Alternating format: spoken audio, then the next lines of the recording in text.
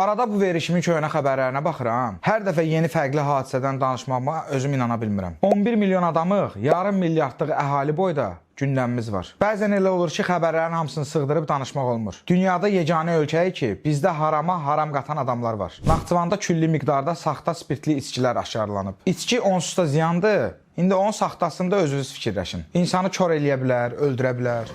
Salamünaleyküm.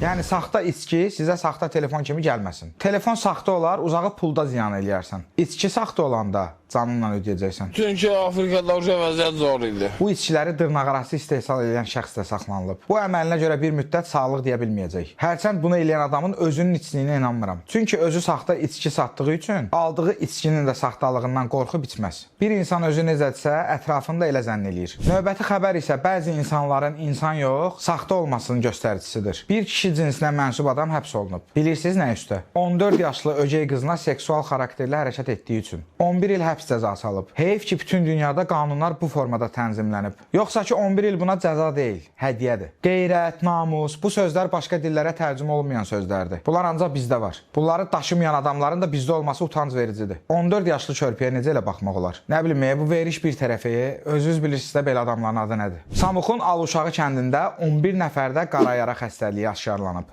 Və bununla bağlı post quraşdırılıb. Posta girən maşınlar dezinfeksiya olunur. Bax, bu ögey atanı aparıb atasan ora, yoluxsun bu xəstəliyə. Sonra deyəsən ki, ged özün sağal, bizim dərman qutarıb. Allah şahiddir ki, bu xəbərləri danışanda utanıram. Belə insan olar. Növbəti utandığım adam bu taksi sürücüsüdür. Uşaqlı adam götürmürəm deyib, müştərini yolda düşürdüb. Uşaq götürmürsünüz, indi sizin videonuzu çəkirəm, paylaşacağım. Necə ki, siz uşaq götürmürsünüz, mən indi sizi çəkib paylaşacağım, görərsiniz. Bilmirəm o maşından hansı uşaq neyniyib, amma belə iş olmur, belə pul qazanılmır. Kimsə az yaşlı uşağı ilə taksi çağırıb. Günün istisində onu orada qoyub getmək nə deməkdir? Maşınla bağlı dünən başqa hadisə də yaşanılıb. Qarabağın qapıçısı Koxalski oyundan çıxan zaman maşının ətrafına yığışan uşaqlara əsəbləşib. What are you doing? Hey, what is this?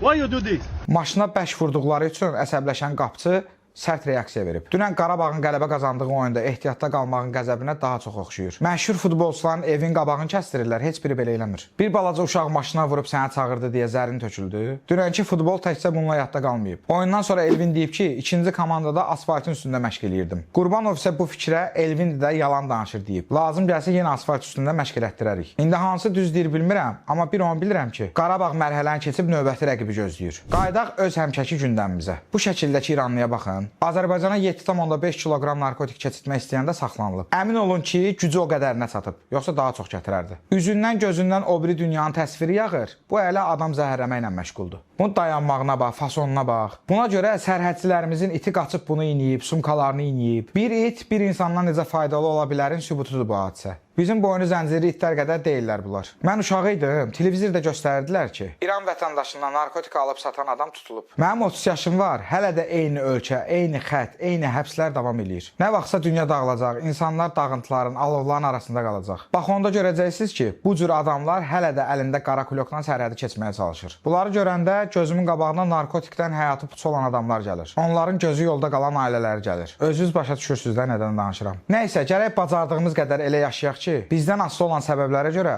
ailələrimiz gözü yaşlı qalmasın. Biri məsələn, şəhərdə mopedlə xuliqanlıq eləyənlər. Bax, bu adamların kiçik bir xətası öz faciəsi ilə bitə bilər. 5 dəqiqəlik adrenalinə görə dəyər. Yaxşı ki, pis bir hadisə baş verməyib və sürücü həbs edilib. Gündə neçə qəzalar, ölümlər olur. Bu qəzada ölürsən. Ehtiyatlı olmaq üçün bundan daha ciddi səbəb ola bilər. Adamın barmağına tikan batanda ağrısından dayana bilmir. Bunlar necə canlıların qədrini bilmir, mən başa düşmürəm. Desən ki, gədir nağvı qopardım, pul da verim, razılaşmayacaq. Amma moto ilə tikə-tikə olmaq riskini gözə alır. Həqiqətən qəribə varlıqlarıq. Anlıq həyəcan üçün bütün ömrümüzü əcəl tərəzisinin bir gözünə qoya bilirik. Amma nəzərinizdə olsun, əyləncənin ömürlə ödənişi cəmi bir dəfə olur.